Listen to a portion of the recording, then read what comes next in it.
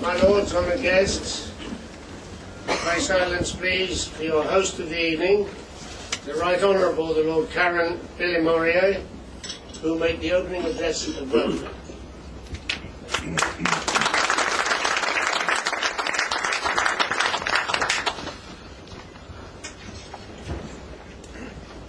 Good evening and welcome to the Houses of Parliament and to the House of Lords in particular. One of the best things I did in my life was to join the Young Presidents Organisation, YPO. And a few years ago, the YPO members in India and Pakistan arranged for the members and their spouses from India to go across and meet with the YPO members in Pakistan with their families. 132 Indian members walked across the border, and less than 5 of them had ever stepped into Pakistan before. They spent a week in Pakistan. They had the most wonderful time. They met the President and spent a lot of time with the President Musharraf at the time. And when they said goodbye to each other, the YPO members from India and Pakistan not just embraced themselves, but were in floods of tears. The next year, the Pakistani members went to India, and so it has carried on.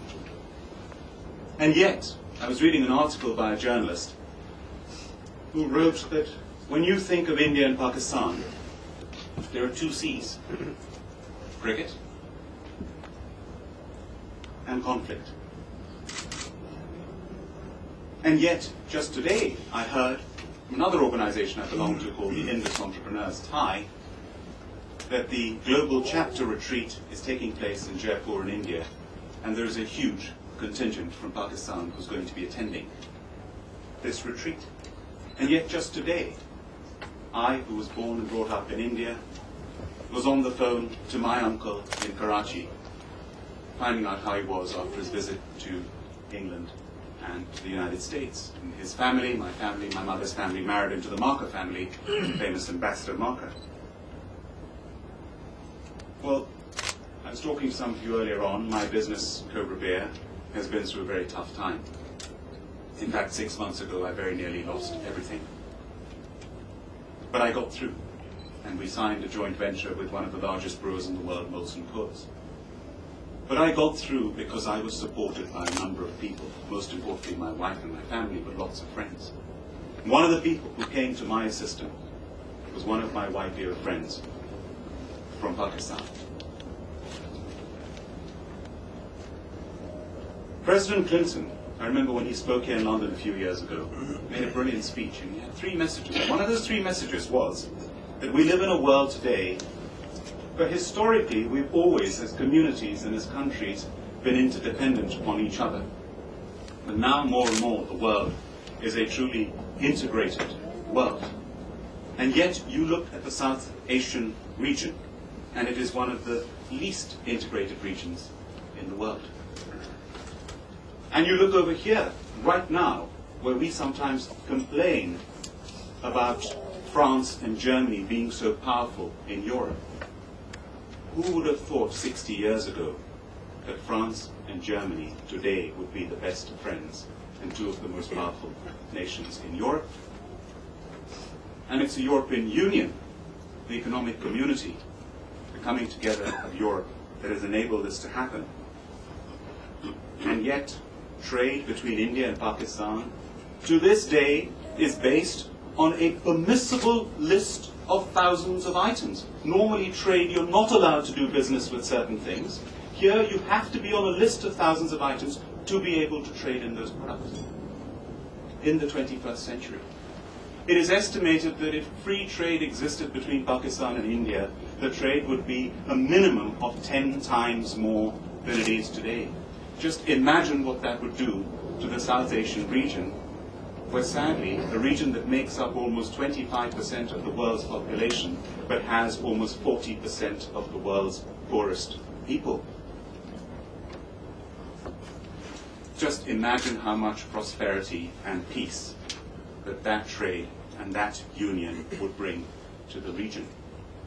So I will go back to this journalist who very correctly said that instead of the two C's being the ones that he quoted of cricket and conflict, of course cricket should be there always, he said it should be two C's that are connections and commerce.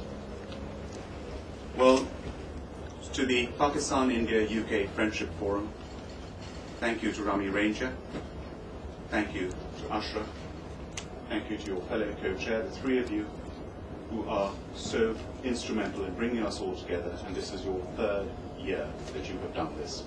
And congratulations.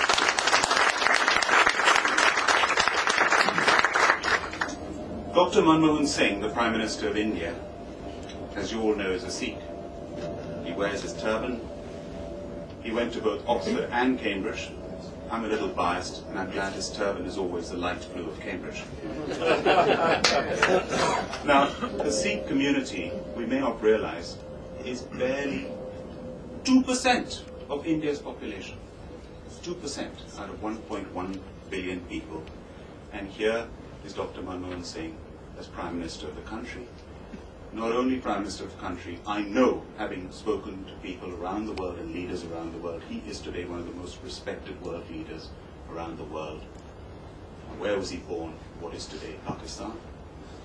And General Musharraf, where was he born? But what is today India?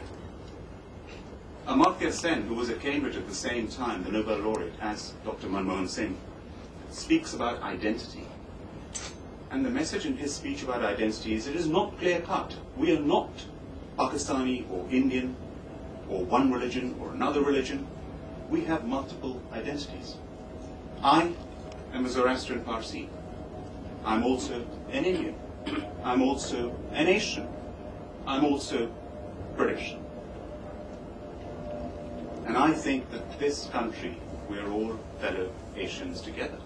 This country that 30 years ago had a glass ceiling where you could not get to the top. Today there is opportunity for everybody, regardless of race or religion or background. And the Asian community today makes up just 2% of the population of this country, but yet contributes more than double that to the GDP of this country. And I think we should be all very proud of that, but we should all acknowledge that we can only do that because of the wonderful opportunity that this wonderful country has given us. So thank you for being here. I'm very proud to be a nation, and I'm very, very proud to be British. Enjoy the evening.